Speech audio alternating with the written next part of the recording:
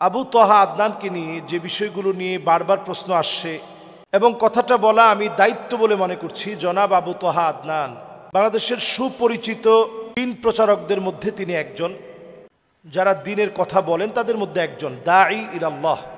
যদিও তিনি মাদ্রাসায় পড়েছেন, মাদ্রাসায় পড়ুয়া কোনো আলেম নন। আলেম বলতে যা বোঝানো হয় বাংলাদেশে, এই সিস্টেমেটিক পদ্ধতিতে তিনি গড়ে ওঠা কোনো আলেম না। জেনারেল থেকে আসা, হঠাৎ করে ঘুম হয়ে যাওয়া এবং চমকপ্রদ আখিরুজ্জামান, শেষ জামানার গল্প যা নবীজি সাল্লাল্লাহু আলাইহি সাল্লাম বলেছেন, যে কথাগুলো আমরাও আমাদের অসংখ্য আলোচনায় আখিরুজ্জামান নিয়ে কথা বলি, এই কথাগুলোকে তিনি অত্যন্ত সুন্দর উপস্থাপনায় জাতির সামনে পেশ করেছে। জাতি ওনার কথাগুলো গ্রহণ করে নিয়ে অনেক যুবকের পরিবর্তন হয়েছে। পারিবারিক কেমন একটা স্ট্র্যাটেজি এখন দেখা দিয়েছে। ওনার স্ত্রী ওনার স্টেটমেন্টে যে বিষয়গুলো তুলে ধরেছে ফেসবুক যোগাযোগ মাধ্যমে, আমি আজকে এই বিষয়টা নিয়ে প্রশ্নের মুখে এজন্য কথা বলতে চাই, কারণ ওনার স্ত্রী মাওলানা কোরবান আলী রহমতুল্লাহ আলাইহির একজন মেয়ে। মাওলানা কোরবান আলী বাংলাদেশের অত্যন্ত প্রথিতযশা একজন আলেম ছিলেন, যার 36টা প্রতিষ্ঠান রয়েছে। এবং আমি কাপাসিয়াতে ওনাদের বাড়ির মাহফিলে 5 বার আমি গিয়েছি। আমি দেখেছি তার প্রত্যেকটা ভাই, জনাব আবু তহা আদনান সাহেবের স্ত্রীর প্রত্যেকটা ভাই অনেক ভালো ভালো আলেম, মাদ্রাসার খিদমতে আছেন, মসজিদের খতিব হিসাবে আছেন, সবাই ইলমের সাথে লেগে আছে। এমন একটা পরিবার থেকে বিলং করা একটা মেয়ে, যার আগে একটা ডিভোর্স ছিল, সংসার বিচ্ছেদ হওয়ার পরে তার সঙ্গে বিবাহ হয়। এরকম একটা মেয়েকে যদি আপনি আশ্রয় দেন, নবীজির হাদিস অনুযায়ী আস-সাঈ আলাল আরমালাতি ওয়াল মিসকিন কাল মুজাহিদি ফি সাবিলিল্লাহ, এটি আল্লাহর রাস্তায় জিহাদ করার সমান সওয়াব, যে আপনি এমন একজন অসহায়কে জায়গা দিবেন যে বিধবা, যার আগে বিবাহ ছিল। তো এটা জেনে বুঝে আপনি একটা আলেম ফ্যামিলিতে বিয়ে করলেন। বিয়ে পরবর্তী সময়ে এক পক্ষ কথা শুনে, এক পাক্ষিক কথা শুনে বিচার বিশ্লেষণ অনেক সময় করা যায় না, সঠিক সিদ্ধান্ত দেওয়া যায় না। তারপরেও যেহেতু এই পরিবারটাকে আমি কাছ থেকে চিনি, তাদের সম্পর্কে কাছ থেকে আমি জানি, আবু তহা আদনানকে আমি যতটুকু দেখেছি মাহফিল অঙ্গনে অনেক সময় সে অনেক দেরি করে মাহফিলে পৌঁছায়। এবং আমি নিজে এটা সাক্ষী যে রাত 11টার সময় সে মাহফিলে গিয়েছে, 11টা 29 মাহফিলে গিয়েছে, যেখানে আমি নিজে বক্তা ছিলাম। এতে করে মাহফিল কর্তৃপক্ষের সাথে তার মন কালাকালি এবং কটুবাক্য লেনদেন, উচ্চবাচ্য হওয়া, এগুলো সব হয়েছে। আমরা এই অঙ্গনে আজকে 11টা বছর ধরে কথা বলি, কিন্তু আলহামদুলিল্লাহ কথা বলতে গিয়ে আমরা দেখেছি, আমরা তাদের কাছ থেকে কথা নিব। ফানজুরু আম্মান তাখুযুনা দীনাকুম, আমি যুবকদেরকে লক্ষ্য করে বলি, তাদের কাছ থেকে কথা নিবেন যাদের চুলের গোড়া থেকে শুরু করে পায়ের তালু পর্যন্ত পরিবর্তন আছে, তাদের কাছ থেকে কথা নিবেন। আমরা অনেক সময় যেটা করি, বাহ্যিক মানুষের পরিবর্তন দেখে অনেক সময় তার কথাগুলোকে আমরা অমূল্য মনে করি। হতে পারে তার কথায় মানুষ হেদায়েত হবে, কিন্তু পারিবারিকভাবে একটা মানুষ যদি আখলাকি না হয়, যদি পারিবারিকভাবে খয়রুকুম লি আহলি, পরিবারের কাছে যদি আপনি সেরা হতে না পারেন, তার স্ত্রী যে স্টেটমেন্ট দিয়েছে সেখানে বারবার বলেছে যে তাকে আঘাত করা হয়েছে, প্রতিদিন আঘাত করত, মারত, খারাপ ব্যবহার করত। তার স্ত্রীর ক্ষেত্রে আমি এতটুকুন বলবো যে তিনি এসে যেভাবে লাইভে কথা বলেছেন, প্রথমে যেভাবে লাইভে এসে বলেছেন, হয় তাকে আমার কাছে ফিরিয়ে দেন, না হলে আমাকে তার কাছে নিয়ে যান। এই বিষয়টি বাংলাদেশের জন্য একটা আশ্চর্যজনক বিষয় ছিল। এমন কথা স্বাভাবিকভাবে কোনো আলেমের স্ত্রী এতটা সাহস নিয়ে বলতে পারে নাই।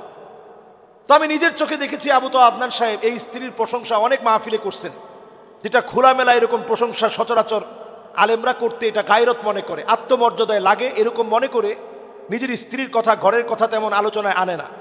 কিন্তু আবু তহা আদনান সাহেব তিনি বলছেন, আল্লাহ আমার স্ত্রীকে হায়াত দারাজ করুক, সে যে এভাবে বলছে যে সে আমার মতো একেবারে সাধারণ, আমি যেভাবে সাধারণ আমার স্বামীও সাধারণ, এই শক্ত কথাগুলোর কারণে বাংলাদেশের ভিতরে ফেস দ্য পিপলকে ঘিরে এই লাইভের পরে একটা আলোড়ন সৃষ্টি হয়েছিল এবং তাকে গুম করার পরেও ছেড়ে দিতে বাধ্য হয়েছে।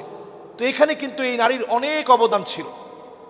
5টা বছর যে নারী সহ্য করে ডিভোর্সের পরে স্বাভাবিক যে নারীরা বাংলাদেশে ঘর সংসার আবার নতুন করে সাজায়, তারা চেষ্টা করে যে সবর করতে হবে, তারপরেও যেন এই সংসারটা ভেঙে না যায়। সব সবর করার পরেও মুফতি আব্দুল মালিক হাফিজাহুল্লাহ তিনি পর্যন্ত বলছেন যে ঠিক আছে, তোমরা অন্তত কাদা ছোড়াছুড়িটা বন্ধ রাখো। তো আমরা এখন যেটা দেখছি ফেসবুকে, প্রতিনিয়ত হয়তো কখনো নারীকে গালিগালাজ করা হচ্ছে, কখনো আবু তহা আদনানের বিভিন্ন বিষয় নিয়ে কথা বলা হচ্ছে। পরিষ্কার এক্ষেত্রে একটা কথা বলবো, জেনারেল শিক্ষিত কোনো ব্যক্তির কোনো কর্মকাণ্ডের কারণে পুরো আলেম সমাজকে আপনারা প্রশ্নবিদ্ধ করবেন না, অথবা একজন আবু তহা আদনানের জন্য পুরো আলেম সমাজকে আপনারা প্রশ্নবিদ্ধ করবেন না। একটা ব্যক্তির ত্রুটি থাকতে পারে, দোষ থাকতে পারে। আমি বলবো যে খুবই গুরুত্বপূর্ণভাবে ইনভেস্টিগেশন হচ্ছে, কারণ এটা আলেমদের বিষয়। এটা অল্প হলেও খুঁচিয়ে খুঁচিয়ে বের করা হবে। ইনভেস্টিগেশন হচ্ছে, ইনভেস্টিগেশনে অনেক কিছু হয়তো আপনাদের চোখের সামনে চলে আসবে যেটা আপনারা বিশ্বাস করতে পারবেন না। যেমন তার শাশুড়ির একটা বক্তব্যে তার শাশুড়ি বলেছে যে সে নামাজের ক্ষেত্রে একেবারে বেখবর। এখন আল্লাহু আলাম, আল্লাহ ভালো জানেন যে কথা সত্যতা কতটুকু। তার স্ত্রী বলেছে যেটুকুন উনি লাইভে বলেছে এটা 100 ভাগের ভিতরে 10 ভাগ, আরো 90 ভাগ প্রকাশ করে নাই কি পরিমাণ নির্যাতন করা হয়েছে। তো এটা তো একটা আলেমের চরিত্র হতে পারে না। এবং স্ত্রীর ক্ষেত্রে আমি যেটা বলবো যে তার যে একটা আগের সংসার ছিল, সেই সংসারে তার যে একটা হক, সেখানে একটা ইনসাফ প্রতিষ্ঠা করা, আদালত প্রতিষ্ঠা করা, এটার ক্ষেত্রে যে ব্যত্যয় ঘটানো হয়েছে, তার চোখের পানি কিন্তু এই সংসারটা নষ্ট হওয়ার জন্য অন্যতম দায়ী। এরপরে এই বোনের পক্ষে যদি আপনি না বলেন, যাকে প্রতিনিয়ত মারা হয়েছে, যা রাসূলুল্লাহ সাল্লাল্লাহু আলাইহি সাল্লামের সিরাতের সম্পূর্ণ পরিপন্থী, আখলাকের সম্পূর্ণ পরিপন্থী, আখলাকের সম্পূর্ণ বিরোধী, এই বিষয়ে তো আমাদের সমাজকে সচেতন করা দরকার।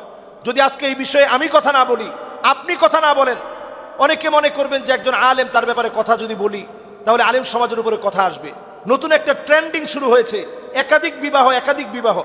আপনি একটু তাকায় দেখেন, যারা এই একাধিক বিবাহের প্রবর্তক হিসাবে বাংলাদেশে নতুন করে নিজেদেরকে অ্যাপ্রিসিয়েট করছে, নিজেদেরকে বাংলাদেশে প্রমোট করছে এবং প্রবর্তক বলে তারা মনে করছে, তাদের পারিবারিক অবস্থাটা এমন, তাদের অনেকেরই ঘরে কোনো সুখ নাই। আজকের এই কথাটা আমি এই জন্য এখানে বলছি, কারণ অসংখ্য মিডিয়ায় এখন শুধু এই প্রশ্ন আসছে যে এই ব্যাপারে আলেমরা কথা বলছে না কেন, আলেমদের ক্ষেত্রে করণীয় কি, আলেমদের চারিত্রিক এরকম সমস্যা যদি জাতির সামনে উঠে আসে, জাতি কার কাছ থেকে কথা নিবে? এজন্য পরিষ্কার কথা, ফানজুরু আম্মান তাখুযুনা দীনাকুম, আগে আপনি লক্ষ্য করবেন ওই লোকটার দিকে, চুলের গোড়া থেকে পায়ের তালু পর্যন্ত সুন্নতের অনুকরণ আছে কিনা। শুধু মাইকের সামনে সুন্দর আখলাক, এটা কিন্তু আখলাকের বহির্প্রকাশ না। নবীজি সাল্লাল্লাহু আলাইহি সাল্লাম বিখ্যাত সেই হাদিসের দিকে যদি আমরা রাসূলের তাকাই, আসাফারতা মাআহু, তুমি কি তার সাথে সফর করেছো? আতাআমালতা মাআহু, তুমি কি তার সাথে লেনদেন করেছো? যদি সফর আর লেনদেন না করেন, আপনি কেমনে বুঝবেন লোকটা ভালো মানুষ? আমি যতটুকুন দেখেছি, একেবারে কাছ থেকে যেই তো ময়দানে কাজ করা হয়েছে, যতটুকুন আমি দেখেছি, প্রায় সময় কামাল উদ্দিন জাফরি হাফিজাহুল্লাহ উনি মাহফিলে ছিল, গভীর রাত করে মাহফিলে গিয়েছে। আমি নিজে মাহফিলে ছিলাম, 3 জায়গায় তার সাথে মাহফিল নিয়েছি, তাকে পাইনি। গভীর রাতে মাহফিলে গিয়েছে, কারণ পুরো টাকা না দিলে সে মাহফিলে যাবে না। অসংখ্য মাহফিলে এই জাতীয় ঘটনা ঘটেছে। এগুলো আলেমদের জন্য অত্যন্ত অসুন্দর, আলেমদের জন্য অসম্মানজনক এবং এগুলো দৃষ্টিকটুর। মানুষের কাছে এগুলো প্রকাশিত হলে অসম্মানজনক হবে। আজকের এই আলোচনা থেকে আমি সজাগ করতে চাই, আমরা গালিগালাজ করার ক্ষেত্রে সতর্ক হই, কথা শোনার ক্ষেত্রেও সতর্ক হই। কার কাছ থেকে কথা শুনছি? আমি এক মাহফিলে নিজের চোখে দেখেছি 11:29 যাওয়ার পর মারামারির অবস্থা।